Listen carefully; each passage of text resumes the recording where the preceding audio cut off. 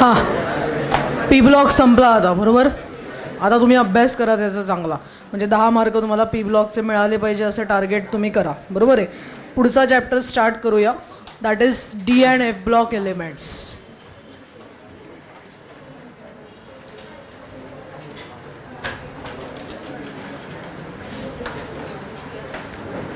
Five to 6 मार्क्सचं weightage आहे याला. सो अगेन बिग चॅप्टर, म्हणजे पी ब्लॉक सारखा नाही आहे, रिॲक्शन्स नाही आहेत, त्याच्यामुळे फार टेन्शन घेण्याची गरज नाही आहे. आहेत थोड्या रिॲक्शन्स, पण त्या इतक्या नॉमिनल आहेत की तुम्हाला काळजी करण्याची गरज नाही आहे, तेवढ्या त्या लक्षात राहून पण जातात, बरोबर आहे, कारण स्पेसिफिक कॉन्सेप्ट्स त्यामध्ये इन्व्हॉल्व झालेले आहेत. सो बरीचशी थेअरी आहे, पण थेअरी इंटरेस्टिंग आहे, म्हणजे प्रत्येक थेअरीला काहीतरी कॉन्सेप्ट सप्लाय केलेले आहे, बरोबर. So D block and F block elements are, फक्त तुम्हाला कुठे काळजी करावी लागेल माहिती आहे का, तर डी ब्लॉक आणि एफ ब्लॉक एलिमेंट्समध्ये जे एलिमेंट्स आहेत, म्हणजे सगळ्यात मोठा जो यामधला पार्ट आहे, तर यामधले एलिमेंट्स तुम्हाला नावं लक्षात ठेवावे लागणार आहेत, बरोबर आहे. याचं कारण असं आहे की डायरेक्टली नावावर क्वेश्चन विचारला जाऊ शकतो, म्हणजे ॲटॉमिक नंबर दिला जाईल आणि ॲटॉमिक नंबरचं कॉन्फिगरेशन तर तुम्हाला वेळेवर करता येईल, that's not a big issue. पण त्याचं नाव जर असेल, म्हणजे एखादं नाव दिलं एलिमेंटचं आणि आता याचं कॉन्फिगरेशन करा म्हणलं, तर त्याचा काय माहिती पाहिजे मला सांगा, तुम्हाला ॲटॉमिक नंबर माहिती पाहिजे. त्यामुळे this is a big part in this D block and F block elements, that you have to remember all the elements and their atomic number, okay, which are present in this. त्याला एक option असतं म्हणा की समजा एखाद्याला आता किती elements आहेत टोटल, तर डी ब्लॉकमध्ये आहेत टोटल 40 एलिमेंट्स आणि एफ ब्लॉकमध्ये आहेत टोटल 28 एलिमेंट्स, बरोबर. म्हणजे ॲडिशन जर तुम्ही केली तर 68 एलिमेंट्स आहेत. 68 एलिमेंट्सचे तुम्हाला नावं लक्षात ठेवावे लागणार आहेत, बरोबर आहे. त्यातनं एक एलिमेंट परीक्षेला विचारला जाणार आहे, बरोबर.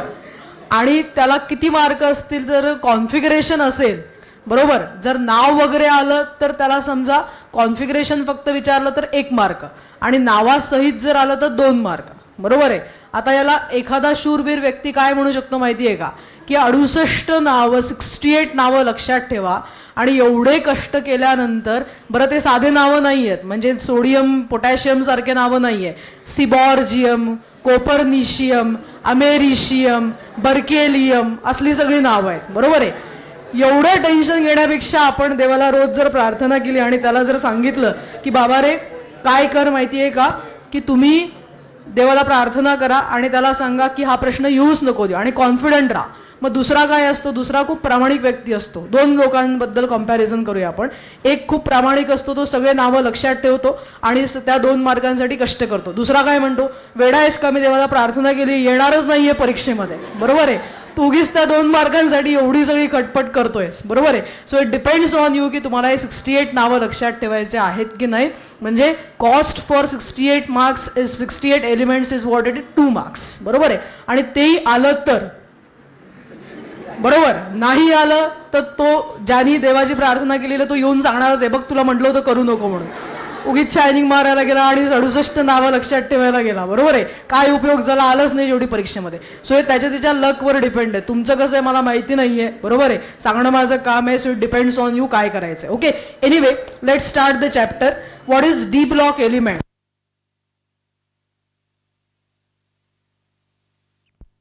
What is D block element? What is the definition?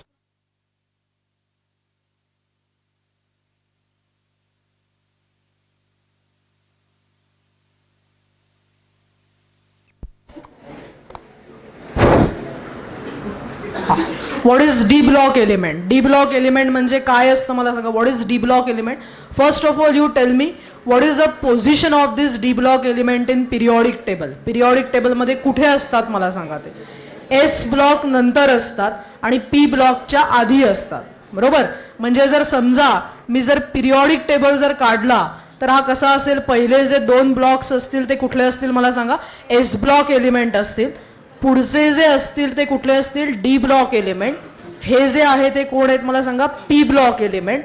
आणि याच्या एक्झॅक्टली खाली कोण असतात मला सांगा, F block element. So this is the arrangement of what you can say S, P, D and F block elements. Okay, so आपल्याला आत्ता जे डिस्कशन करायचंय ते या डी ब्लॉक एलिमेंटबद्दल आणि एफ ब्लॉक एलिमेंटबद्दल करायचंय. Okay, so what is the definition of D block element? You know what is S block element, you know what is P block element. Now can you define what is a D block element? तुम्ही definition सांगू शकता का? सांगा बरं मला.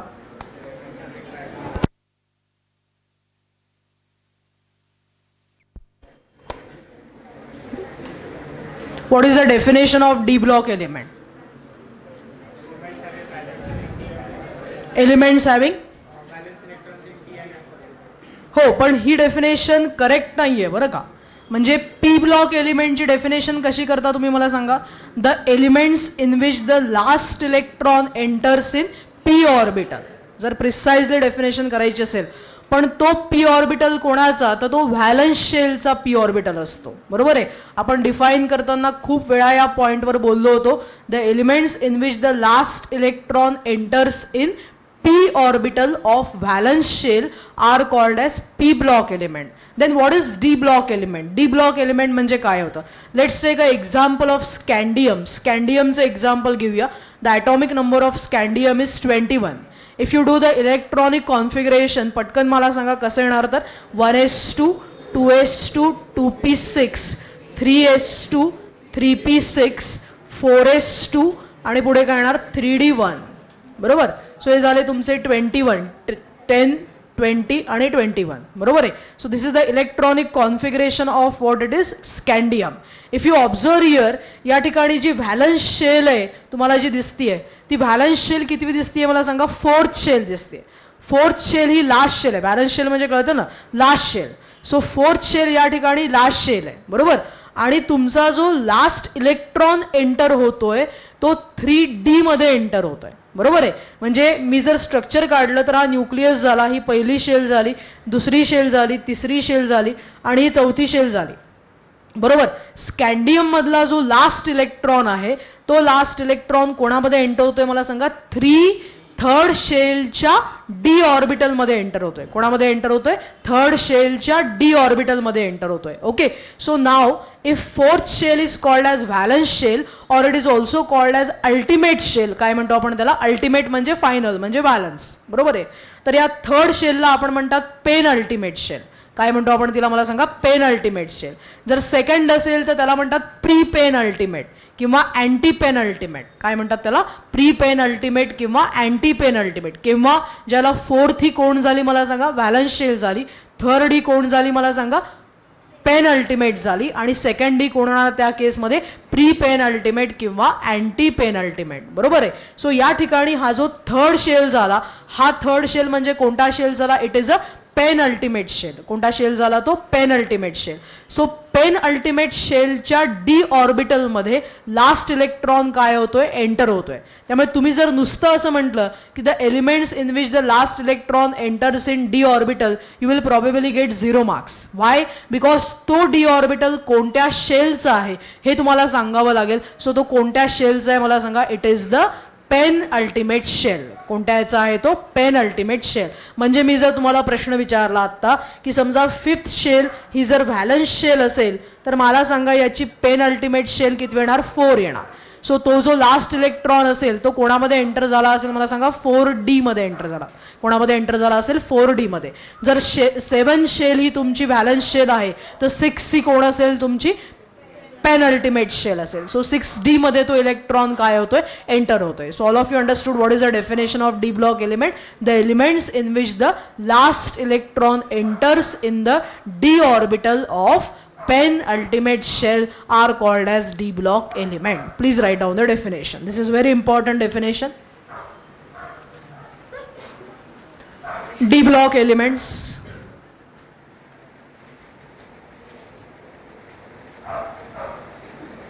The elements in which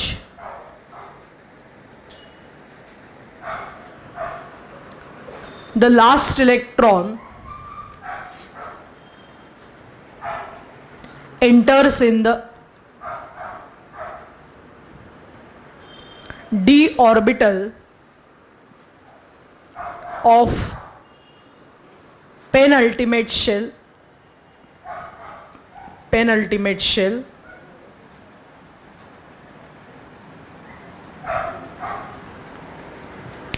are called as D block element.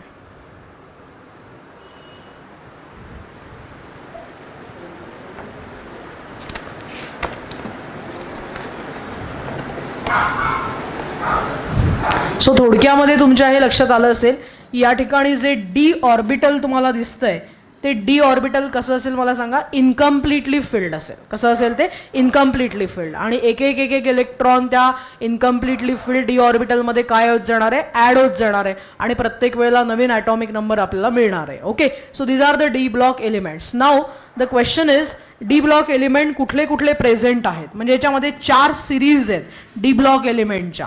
What are the 4 series. So त्या 4 series तुम्हाला माहिती पाहिजे. Write down this 4 series. पहिली आहे first transition series. You might be knowing that D block elements are also called as what, transition elements. का बरं transition elements म्हणतात मला सांगा त्यांना. का बरं ट्रान्झिशन एलिमेंट म्हणतात, कारण त्यांचे जे लास्ट 2 शेल्स असतात त्या कशा असतात, इनकम्प्लीट. हे पहिलं झालं. आणि त्यांच्या प्रॉपर्टीज ज्या असतात they show transition from S block element to P block element. म्हणजे यांच्या प्रॉपर्टीज या एस आणि पीच्या काय आहेत मला सांगा, मध्ये आहेत. They are midway between S and P block element as they are place in between this S block and P block element. बरोबर आहे. त्यामुळे या प्रकारच्या एलिमेंट्सला आपण काय म्हणतो, ट्रान्झिशन एलिमेंट म्हणतो. So first transition series you write down scandium, scandium 21 to zinc 30. याच्यामध्ये एलिमेंट्स आहेत सगळे. आपण पहिल्या ट्रान्झिशन एलिमेंटचे बघणार आहोत, बाकीचे याचे बघणार नाही आहोत. या सिरीजला म्हणतात 3D सिरीज. काय म्हणतात या सिरीजला, 3D सिरीज म्हणतात. 3D सिरीजचा अर्थ काय झाला मला सांगा. What is the meaning of this, की लास्ट इलेक्ट्रॉन कशामध्ये एंटर झालाय, 3D ऑर्बिटलमध्ये झालाय. Okay, next is second transition series.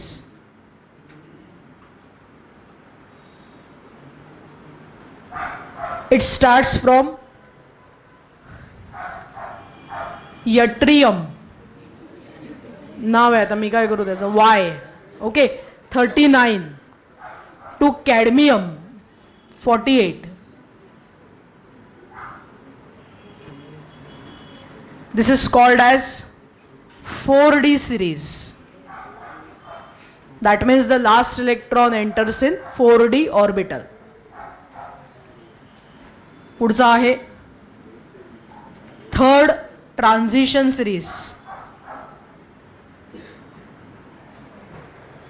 It starts from lanthanum. Lanthanum पासून सुरुवात होते. त्यानंतर मध्ये 14 एलिमेंट्सचा गॅप पडतो, कारण लॅन्थेनम नंतर कोण असतात मला सांगा, एफ ब्लॉक एलिमेंट. म्हणजे कोण असतात, लॅन्थेनाइड्स असतात. बरोबर आहे.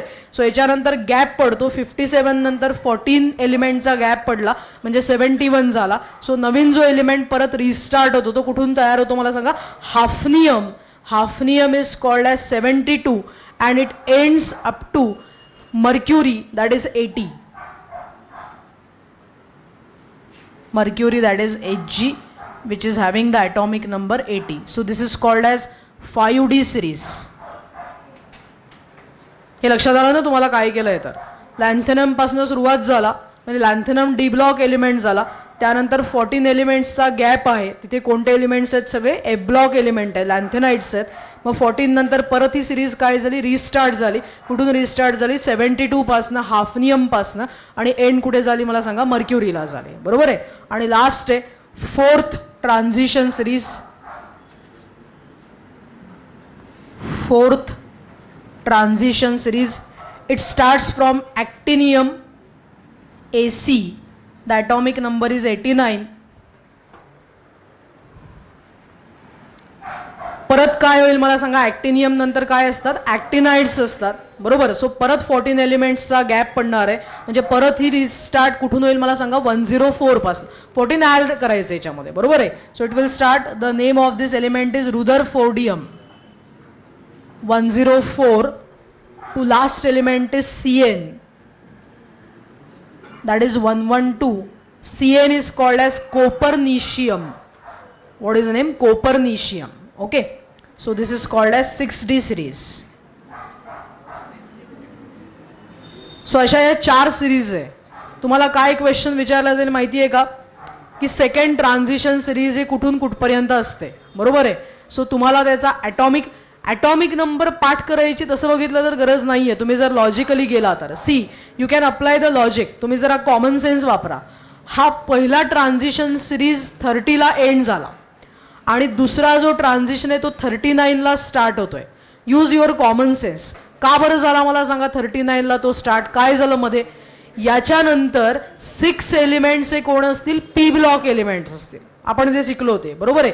सो 30 नंतर 36 पर्यंत कोण असतील मला सांगा, पी ब्लॉक एलिमेंट असतील.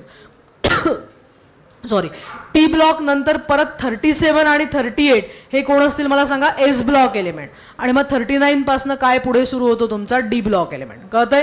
तसंच तुमच्या या 48 नंतर 6चा गॅप द्यायचा आणि परत 57 पासनं 6 मध्ये कोण असतील, पी ब्लॉक एलिमेंट. 2 कोण असतील मला सांगा, एस ब्लॉक एलिमेंट. आणि 57ला कोण स्टार्ट झाला तुमचा, D block element. So you can use your common sense. हे काही पाठ करायचं नाही घेऊन बसून, बरोबर आहे. याला लॉजिक आहे की तुम्ही पी ब्लॉक एलिमेंटचे 6 एलिमेंट सोडून द्या, नवीन रोजचे तुम्ही 2 एलिमेंट एस ब्लॉकचे सोडा आणि असा 8चा गॅप दिल्यानंतर तुमचा काय सुरू होतं, नेक्स्ट ट्रान्झिशन सिरीज स्टार्ट होते. So this is about the 4 transition series. I repeat दिस.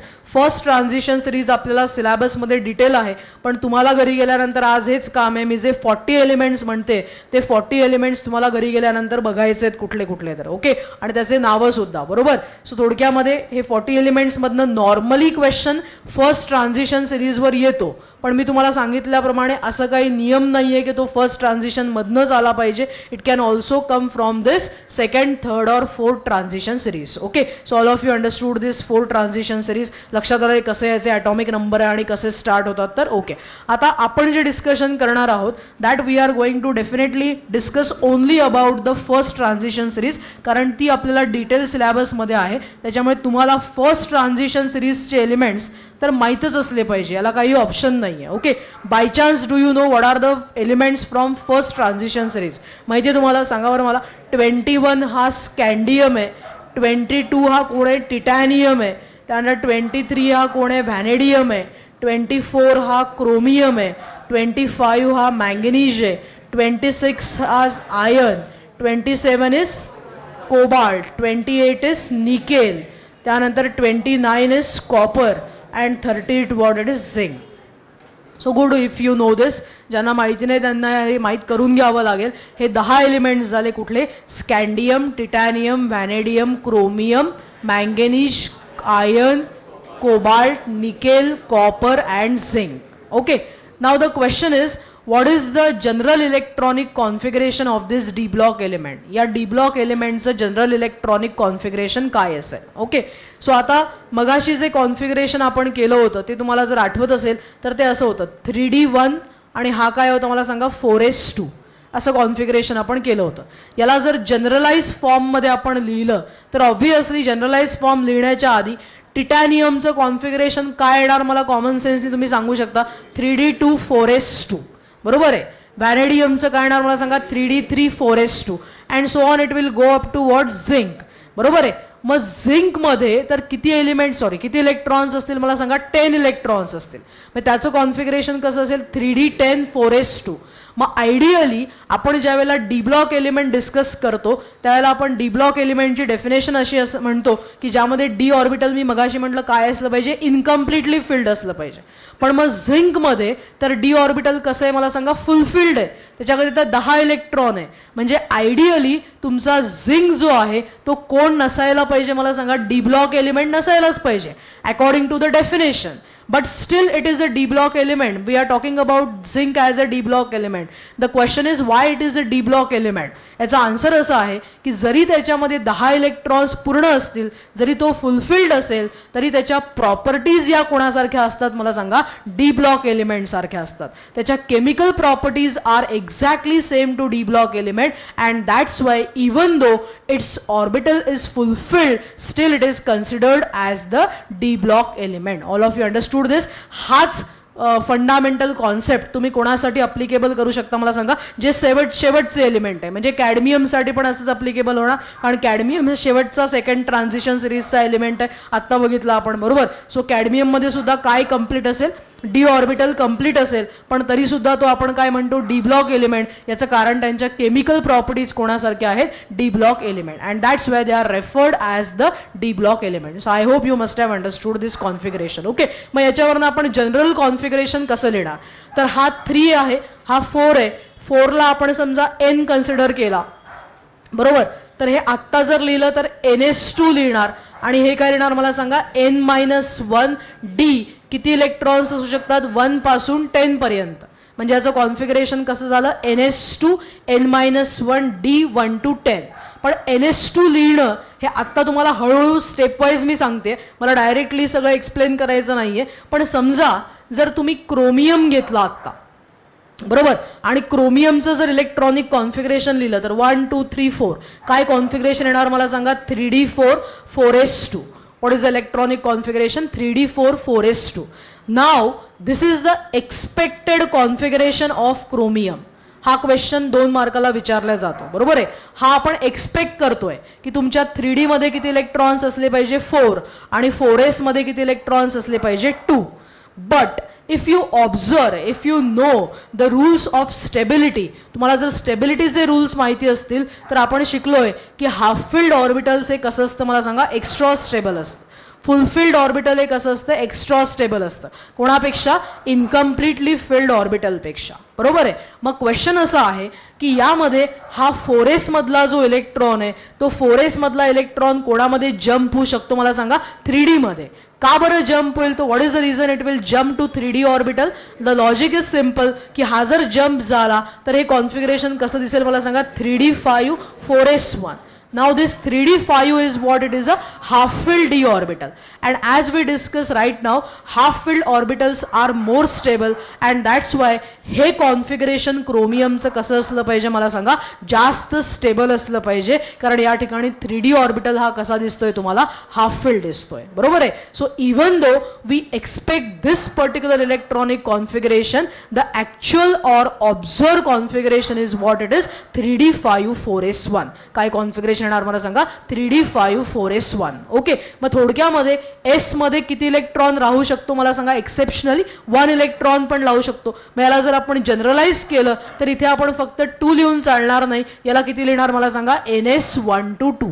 कसं लिहिणार मला सांगा, ns1 to 2. And that's Y what is the general electronic configuration of D block element, काय येणार मला सांगा, ns1 to 2 n-1 d 1 to 10. This is the general electronic configuration. Most of the time जर paper सोपा असेल आणि बरेच वेळेला तो फार अवघड नसतो, अगदी बेसिक क्वेश्चन्स विचारले जातात, म्हणजे तुम्हाला काही डी ब्लॉकवर रिसर्च करणं एक्सपेक्टेड नाही आहे, पण तुम्हाला काही कॉमन गोष्टी त्याच्यावरच्या माहिती असल्या पाहिजे. This is expected from your side, आणि त्याच्यामुळे त्यावेळेला काही कॉमन छोटे छोटे क्वेश्चन्स तुम्हाला विचारले जातील. त्यामधला अतिशय महत्त्वाचा क्वेश्चन आहे, what is the general electronic configuration of D block element. So what is the general electronic configuration, काय येणार मला सांगा, प्लीज राईट डाऊन दॅट, लिहून घ्या. हे general electronic configuration of D block element, general electronic configuration of d block element. Write down that configuration, n-1 किंवा काय लिहिलंय मी, ns1 to 2 n-1 d 1 to 10. So this is the general electronic configuration. I hope you must have understood की असं का बरं येतं, बरोबर आहे.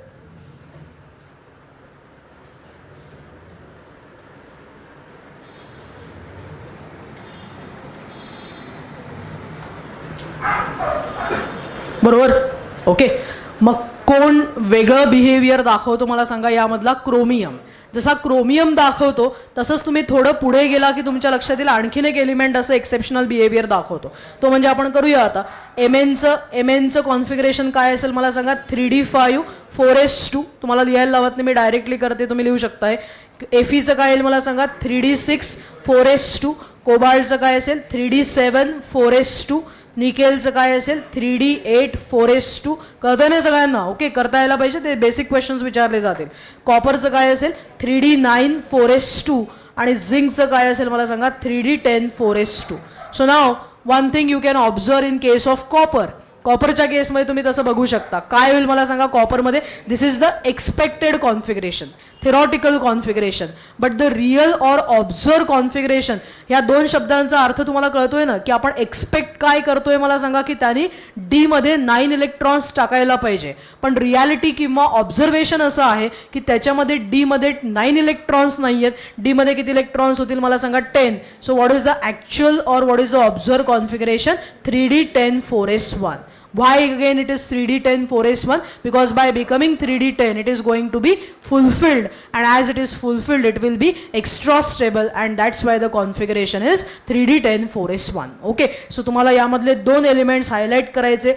2-2 मार्कांचे अतिशय सोपे प्रश्न विचारले जाऊ शकतात. तुम्हाला क्वेश्चन्स असे विचारले जाईल. मी क्वेश्चन्स देते, घरी गेल्यानंतर तुम्ही आन्सर लिहून आणायचे. बरोबर आहे? म्हणजे तुम्ही वाचा पुस्तकात थोडक्यात. Take the question. Explain the exceptional configuration of. पण एक क्वेश्चन जे मी देते ते करत जा please. Explain the exceptional configuration of chromium and copper.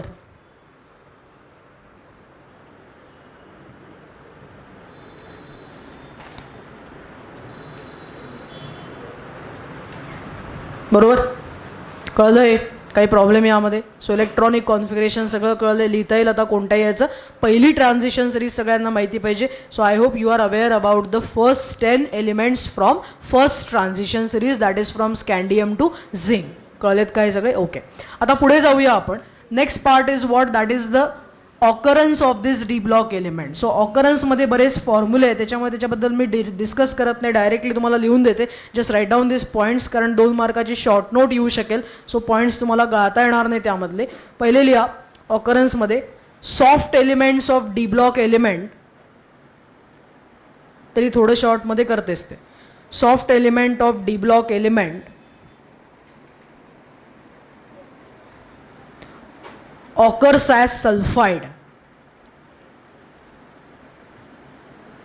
whereas more electropositive hard metals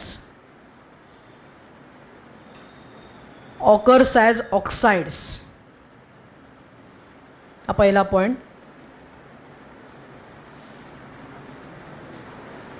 next is titanium occurs in combined state.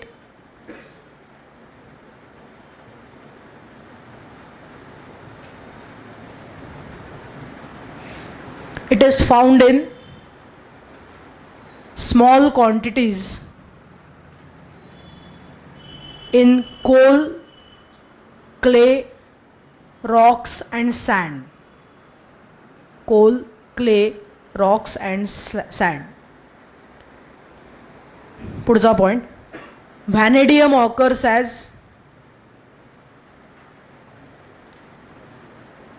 व्हॅनेडेट of lead, zinc, copper in the ores.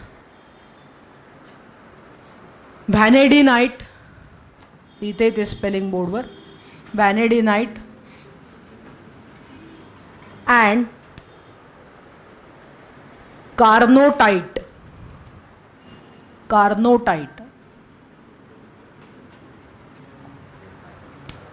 पुढचा element chromium occurs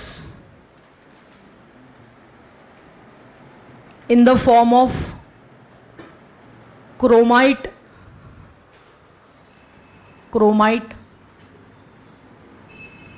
क्रोमाइटचा formula आहे FeOCr2O3.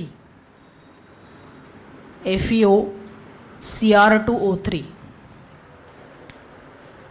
त्यानंतर दुसरा आहे chrome ochre. The formula is Cr2O3.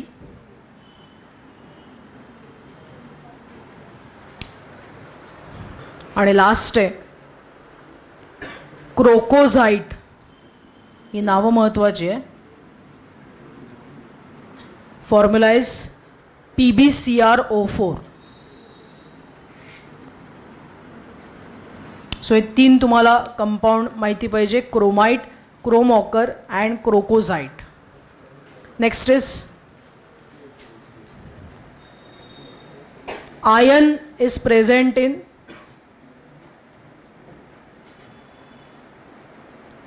आयनच्या आधी manganese पाहिजे होता, ठीक आहे लिहून घ्या सिक्वेन्स ना doesn't matter. Ion is present in free as well as combine state.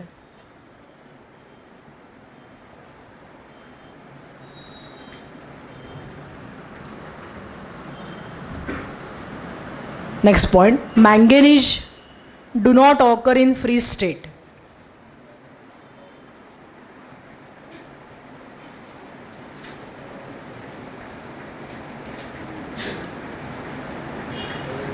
It occurs in the form of pyrolusite ore. लिहिते बोर्डवर pyrolusite ore, that is called as MnO2.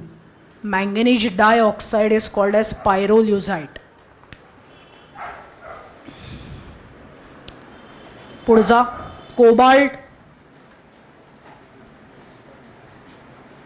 is associated with nickel and arsenic and present in soil.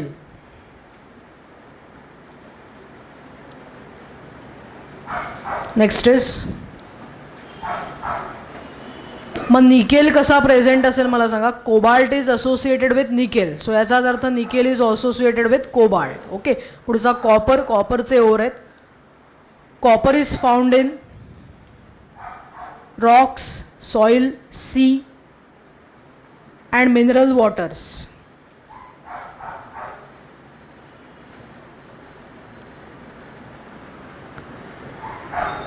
The ores of copper are,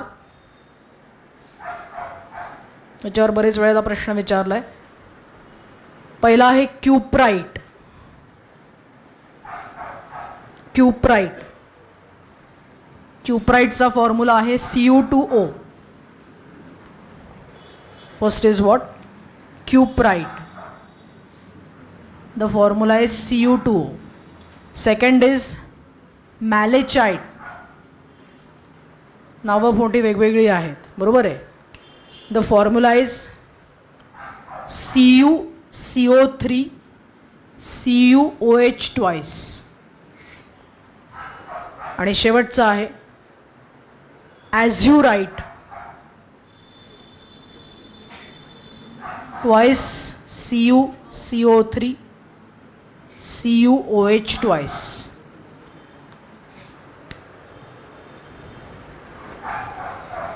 These are the three ores. कुठले कुठले मला सांगा. Cuprite, मॅलेचाइट आणि तिसरा कुठला? ॲझ्युराइट. फॉर्म्युले सोपे आहेत लक्षात ठेवायला. दोघांचे फॉर्म्युले कंपॅरेटिव्हली सेमच आहेत, फक्त एकामध्ये काय केलं आहे मला सांगा, डबल केलं आहे, बरोबर. आणि last point, zinc is found in association with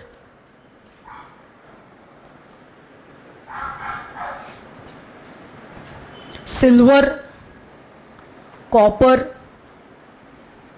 laid and platinum. Silver, copper, lead and platinum. So this is about the occurrence of D block element. हे मुद्दाम लिहून दिले कारण 10 एलिमेंट आहेत आणि त्यांचा ऑकरन्स तुम्हाला शॉर्टकटमध्ये लिहिता येणार नाही. जर 2 मार्काचा क्वेश्चन आला तर एवढे पॉईंट्स तुम्हाला लिहिणं एक्सपेक्टेड आहे. Okay, now next is what are the general characteristics of this D block element. General characteristic काय आहे, म्हणजे कशाबद्दल आपण शिकणार आहोत, बरोबर आहे.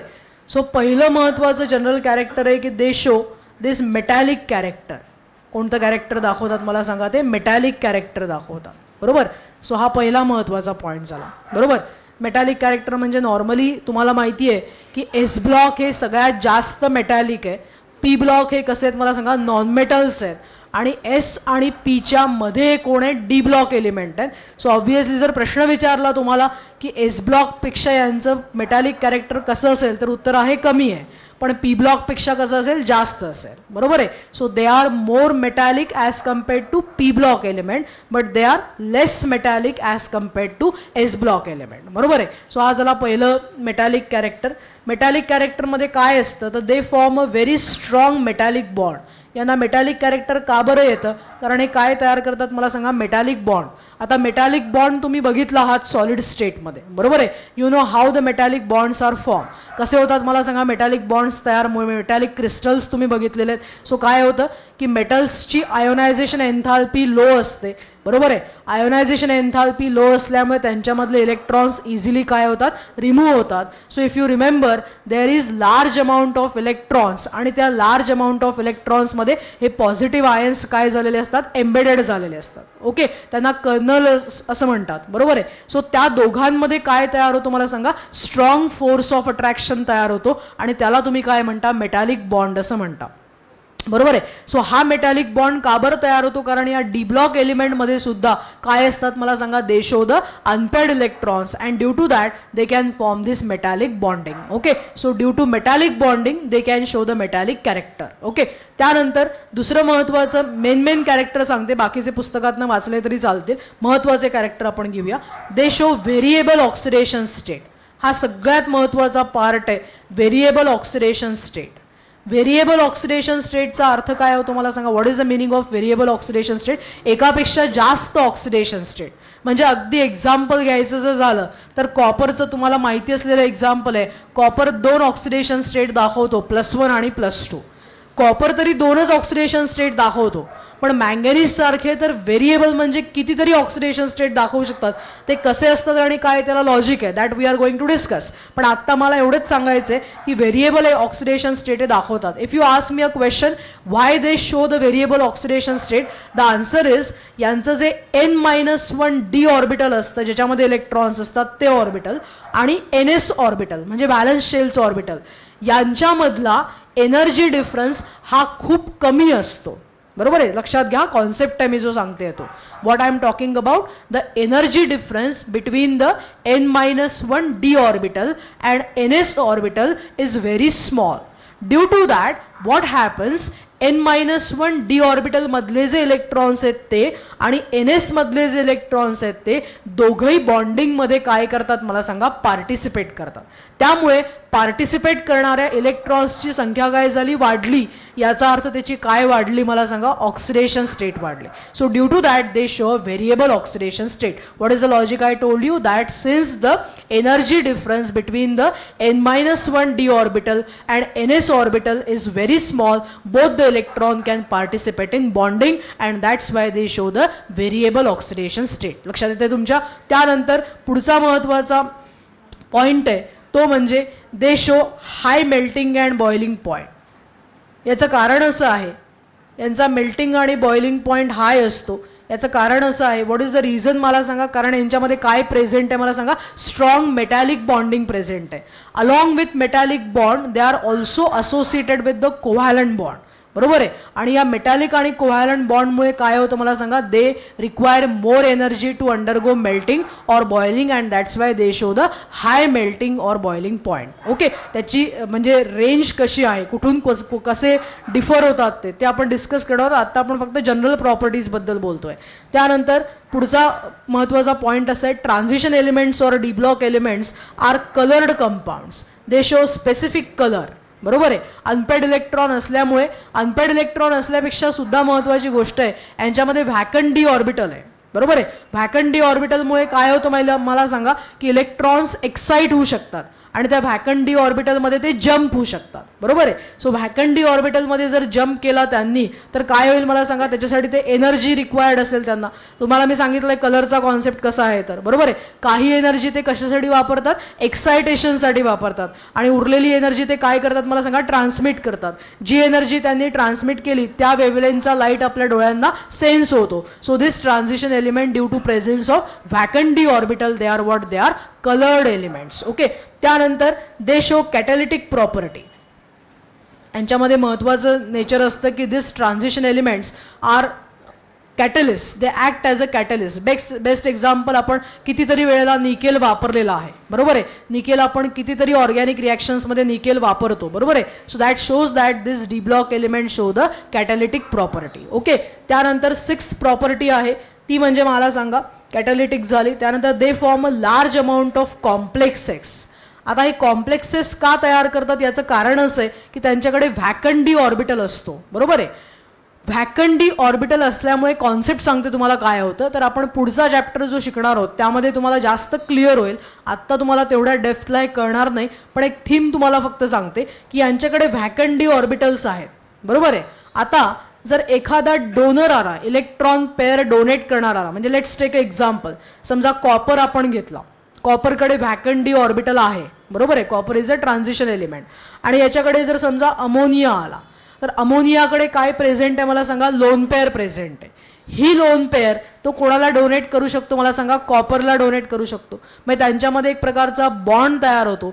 एक इलेक्ट्रॉन एक्सेप्ट करणारा झाला आणि एक लोन पेअर डोनेट करणारा झाला. जो बॉन्ड लोन पेअरच्या डोनेशननी तयार होतो त्या बॉन्डला if you know it is called as coordinate bond. हे आपण शिकलोय अनेक वेळा मागच्या वर्षी, बरोबर आहे, नेचर ऑफ केमिकल बॉन्डमध्ये. सो त्या बॉन्डला आपण काय म्हणतो, कोऑर्डिनेट बॉन्ड. आणि म्हणून या कंपाऊंडला कोऑर्डिनेशन कंपाऊंड म्हणतात. So this coordination compound are nothing but the large amount of complexes. Okay, so large number of complexes, sorry. So D block elements can form the large number of complexes. Okay, आणि शेवटचा point आहे, they can form the organometallic compound. Organometallic compound जे organic compound सोबत सुद्धा ते काय होऊ शकतात मला सांगा, कंबाईन होऊ शकतात. So that forms the organometallic compound. So these are the seven म्हणजे 7च नाही, अजूनही असतील, पण 7 मेन क्रिटिकल प्रॉपर्टीज ज्या आहेत ते कोण दाखवतात मला सांगा, सगळे जनरल डी ब्लॉक एलिमेंट दाखवतात. सो लक्षात आलं तुम्हाला 7 प्रॉपर्टीज. ओके, आता 1 by 1 will discuss about this properties. आपल्याला काय करायचं आहे, तर या प्रत्येक प्रॉपर्टीज डिस्कस करायचे, जितक्या डेप्थमध्ये शक्य होतील तेवढ्या आपण करूया, बरोबर आहे, म्हणजे जेवढ्या पुस्तकात दिलेल्या आहे तेवढ्या. सो पहिली प्रॉपर्टी आहे ती म्हणजे मेटॅलिक कॅरेक्टर. पहिली property metallic character. Metallic character खूप डेप्थमध्ये पुस्तकात दिलं आहे. तुम्हाला अतिशय सोप्या कन्सेप्टने मी सांगते मेटॅलिक कॅरेक्टर का येतं. पहिली महत्त्वाची गोष्ट अशी आहे की यांच्याकडे व्हॅकंट डी ऑर्बिटल आहे डी ब्लॉक एलिमेंटमध्ये. आणि दुसरं म्हणजे यांच्याकडे अनपेअर्ड इलेक्ट्रॉन्स आहेत, बरोबर. सो अनपेअर्ड इलेक्ट्रॉन आणि vacant D orbital, unpaired electron असल्यामुळे. आणि तिसरं महत्त्वाचं कारण असं आहे की they have the low ionization energy. यांची आयोनायझेशन एन्थाल्पी कशी आहे मला सांगा, that is low. Okay, so या 3 कारणाने काय होणार, कॉन्सेप्ट समजून घ्या आता. की लो आयोनायझेशन एनर्जी असल्यामुळे काय होईल, तर इलेक्ट्रॉन इझिली काय होतील मला सांगा, मेटल ॲटमला सोडून जातील, बरोबर आहे. सो त्याच्यामुळे पॉझिटिव्ह आयन्स तयार होतील आणि त्या पॉझिटिव्ह आयन्समध्ये आणि इलेक्ट्रॉन्समध्ये काय तयार होईल मला सांगा, मेटॅलिक बॉन्ड तयार होईल. ओके, सो थोडक्यामध्ये जितके अनपेअर्ड इलेक्ट्रॉन वाढले तेवढा त्यांच्यामधला काय वाढला मला सांगा, स्ट्रॉंग फोर्स ऑफ अट्रॅक्शन तिथे तयार होईल. Okay, so we can say that more the number of unpaired electron, more will be the strength of this metallic bond. ज्याच्यामध्ये अनपेअर्ड इलेक्ट्रॉन जास्ती आहे त्याच्यामधलं मेटॅलिक कॅरेक्टर काय असेल मला सांगा, जास्त असेल, बरोबर आहे. का बरं तुम्हाला कळलंय, बरोबर. सो आता मला सांगा, मग प्रश्न जर विचारला मी की समजा आपण जर स्कॅन्डियम घेतला आणि मँगनीज घेतला, तर कॅन यू कमेंट अबाउट की कोणामध्ये मेटॅलिक कॅरेक्टर जास्त असेल, मँगनीजमध्ये असेल. का बरं, कारण मँगनीजमध्ये काय जास्ती आहेत मला सांगा, अनपेअर्ड इलेक्ट्रॉन जास्ती आहे. मग जर आता पुढचा प्रश्न विचारला की अनपेअर्ड इलेक्ट्रॉन आहेत, व्हॅकंट डी ऑर्बिटलचं काय काम असतं, तर व्हॅकंट डी ऑर्बिटल आहे म्हटल्यावर काय होतं की अनपेअर्ड एक व्हॅकंट डी ऑर्बिटल, बरोबर, दुसरा एक इलेक्ट्रॉन काय करू शकतं मला सांगा, एक्सेप्ट करू शकतं. थोडक्यामध्ये या डी ऑर्बिटल सोबत हे काय तयार करू शकतात, ओव्हरलॅपिंग तयार करू शकतात. आणि त्यांच्यामुळे त्यांच्यामध्ये कोणता बॉन्ड तयार होतो, कोव्हॅलंट बॉन्ड तयार होतो. कुठला बॉन्ड तयार होतो, covalent bond. So this metallic bond is also associated with the covalent character.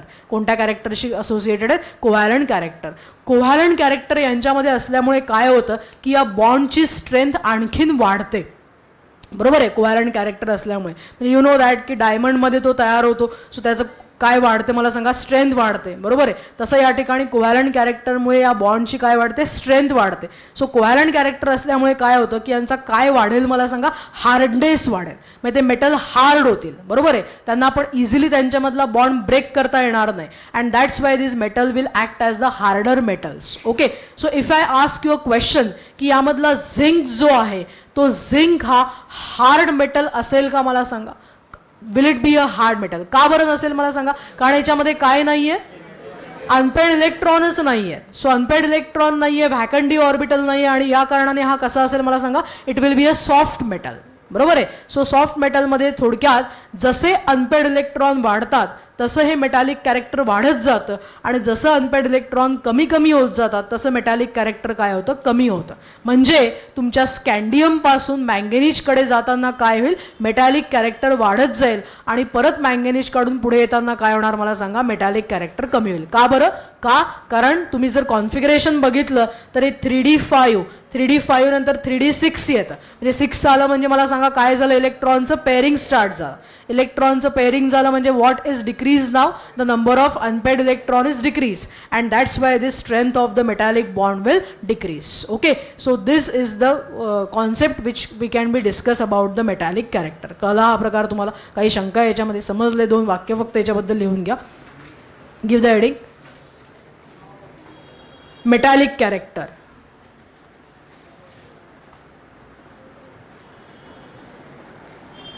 The metallic character of transition elements. महत्त्वाचे पॉईंट सांगते, बाकी बरंच आहे त्याच्यामध्ये.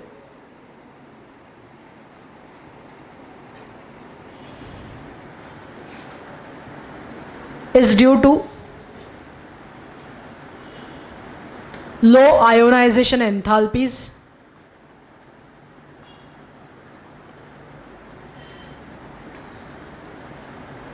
second, presence of vacant orbitals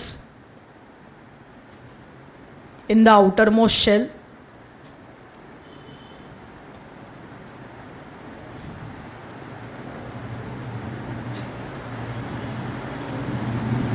Next point, the hardness of these metals shows the presence of covalent bond.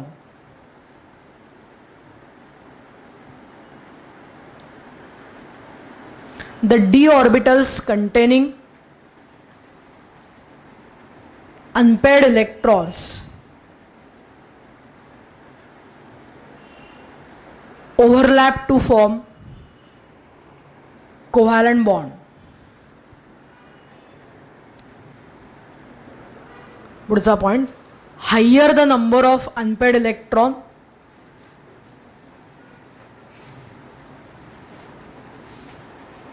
more is the number of covalent bonds.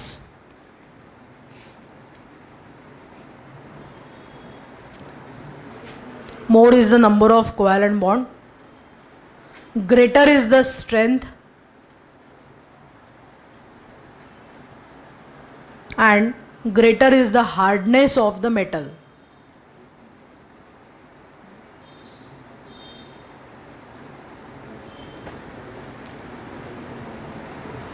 पुढचा point, the melting and boiling point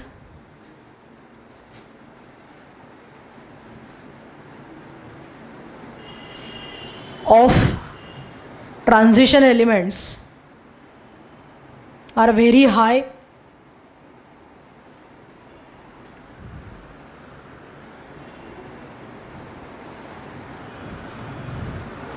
का ते तुम्हाला कळलंय? Because of the presence of metallic bond associated with covalent character.